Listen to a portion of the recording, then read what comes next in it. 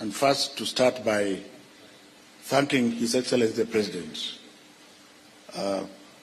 William Samoei Arap Ruto, for having assured us severally that CBC is going nowhere and that we shall be working around to ensure that it survives. And I think this was brought about by the fact that we are all aware that now we have 10 million children who have engaged in this manner. I also want to thank His Excellency the President for having pronounced himself that it is better to focus on the child. And my first charge to the members of the committee is that for whatever decisions that you are going to make, the constant shall be the child. And if you do so, Your Excellency, this very eminent Presidential Working Party will succeed without prejudice. The second minor point I want to make, and this is with all humility and due respect, and I'm glad that Professor Raphael Munavu and I have a past. He was my Deputy Vice Chancellor in charge of Administration and Finance at the University of Nairobi when I was a firebrand senior lecturer. And he proceeded on to become Vice Chancellor Moi University, and I also proceeded on to become the Vice Chancellor of the University of Nairobi for 10 years. So we have many things in common, and therefore the President's wisdom for appointing Professor Munavu to chair this task force is thoroughly lauded by the Ministry of Education. The reason is this. When you are doing an experiment, you don't start doing an experiment whose answer you already know. And I want to charge, the second charge I'm charging the members of the task, because I know that they are eminent scholars and stakeholders. In order to assist His Excellency the President in doing what he has to do, more specifically with the basic education sector, can we go into the unknown, get results, analyze them, and take them to him? Don't start from an answered point of view where now you are working from what you want to bring to him. You shall not have helped him. And I'm doing this with all humility, having been a scientist who is very well published over the years and who is going back to academia. Ladies and gentlemen, that thing I want to say about President William Samoei, President William, you can understand why, because the other one was there for 24 years. William Samoei Arap Ruto. The short time I have worked with him and my assessment of him without prejudice is that he is somebody who listens and takes views, including those he didn't want to hear. And I'm telling you this here because I'm a very strange person. I add no political value to anybody. I am a thoroughbred technocrat. My value is in service and profession. So I'm free to talk the way I talk, because I have no political value to add.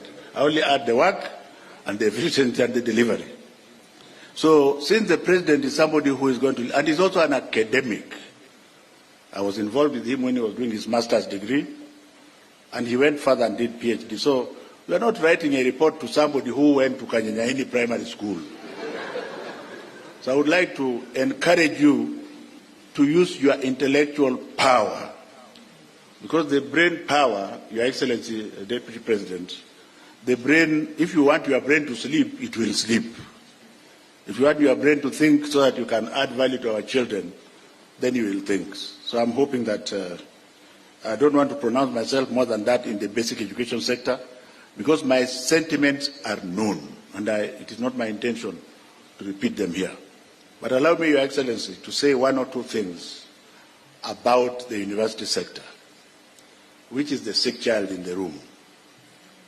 Having been a minister for now 3.5 years, I have found out that since the government was not reorganized, it is still one minister, the basic education sector takes 85% of the time. and therefore university and TVET share the remaining 15%. And that has allowed all Kamaus and Onyangos to be experts in university matters, even people who don't know anything about universities.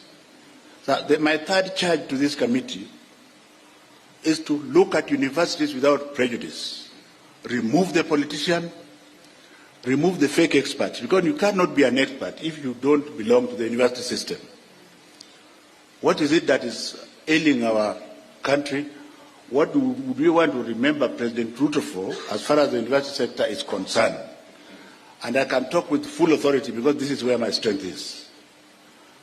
We have people asking for universities to be created for political reasons, people who don't even know what a university is.